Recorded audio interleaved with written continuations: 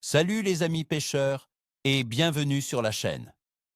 C'est votre ami et guide de pêche, ici pour vous préparer pour la semaine du 22 au 28 décembre 2025.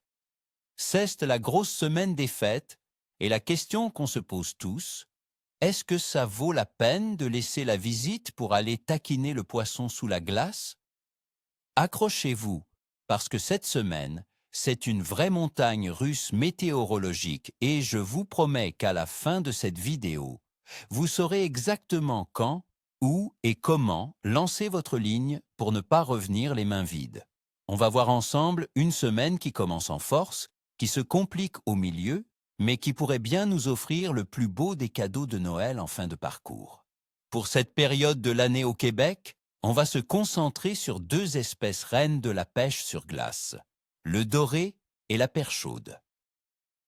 Ce sont nos cibles prioritaires et je vais vous dire exactement comment les approcher cette semaine. Commençons par le doré. Avec les températures froides qu'on connaît, le doré va chercher le confort et la stabilité. Oubliez les bordures et les baies peu profondes. Il faut le chercher dans des structures sous-marines où il peut se mettre à l'abri des courants et chasser sans dépenser trop d'énergie.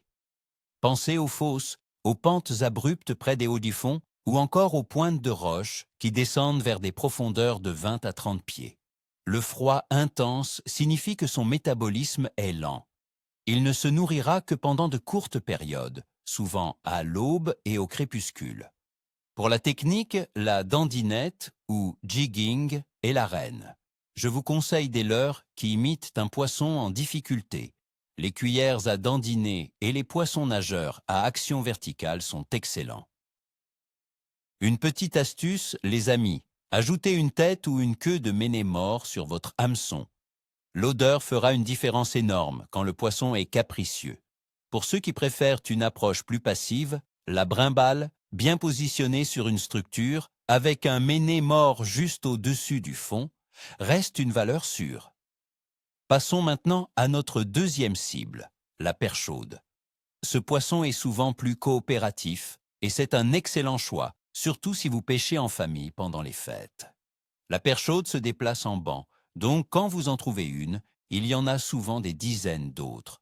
En début d'hiver comme maintenant, cherchez-les dans les baies, près des herbiers qui n'ont pas encore totalement disparu, à des profondeurs allant de 10 à 25 pieds.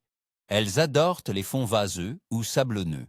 La clé avec la perche chaude, c'est la mobilité. Percez plusieurs trous. Si ça ne mord pas après 10 ou 15 minutes, déplacez-vous au trou suivant. Pour l'équipement, une canne ultra légère pour bien sentir les touches délicates est essentielle. Les meilleurs leurres sont les petites nymphes de glace ou les petites têtes de gigue de un 16e ou un 32e d'once. Et le secret, c'est de garnir votre hameçon avec un ou deux asticots vivants. Le mouvement et l'odeur, c'est irrésistible pour elles. Maintenant, analysons les conditions générales qui nous attendent. Côté météo, c'est le facteur le plus important cette semaine. On commence avec un magnifique système de haute pression, stable et froid. Ça, les amis, c'est excellent. Mais attention, vers le milieu de la semaine, une dépression s'amène avec de la neige et des vents, ce qui va tout changer. La pression va chuter drastiquement avant de remonter en flèche pour le week-end. La température de l'eau sous la glace, elle, reste stable, juste au-dessus de zéro, autour de 2 à 4 degrés Celsius. Cette stabilité est un avantage, car le poisson n'a pas à s'adapter à des changements de température de l'eau, seulement au changement de pression. Finalement, la Lune. On commence la semaine avec une lune croissante pour arriver au premier quartier samedi. La tradition dit que les jours qui suivent la nouvelle lune et qui mènent au premier quartier sont généralement bons. Et ça tombe bien, c'est exactement notre cas pour le début et la fin de la semaine. Alors, concrètement, on y va ou on n'y va pas? Voici mon pronostic, jour par jour. Lundi, le 22 décembre. Je donne un excellent pour le début de semaine. On a une haute pression stable autour de 1025 hectopascales Un grand soleil et un vent faible. La lune est favorable. Ceste. La journée pour sortir. Le poisson sera actif, surtout le doré, aux premières et dernières lueurs du jour. Mardi, le 23 décembre. Le verdict est moyen. La pression commence à baisser doucement. Le ciel se couvre un peu. Le poisson va sentir le changement qui s'en vient et risque d'être plus méfiant. Les captures seront possibles, mais il faudra travailler plus fort. Mercredi, le 24 décembre, le réveillon. Je dirais capricieux. La pression chute plus franchement, le ciel est couvert et les premières neiges arrivent en après-midi.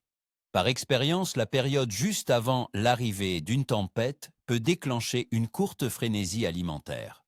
Ça pourrait être un coup de poker, soit très bon pendant 1 heure, soit très calme. Jeudi, le 25 décembre, jour de Noël. Je le qualifie de faible.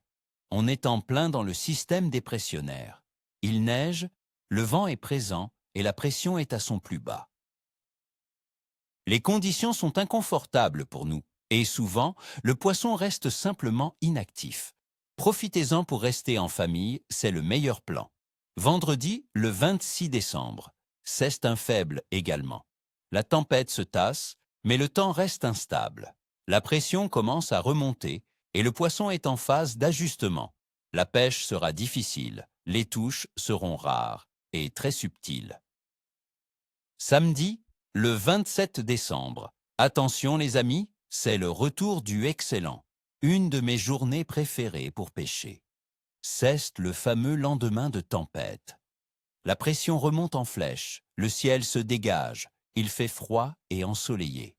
Le poisson qui n'a pas mangé pendant la dépression va se gaver. C'est le jour à ne pas manquer, la morsure devrait être agressive. En plus, on est au premier quartier de lune, un autre bon indicateur.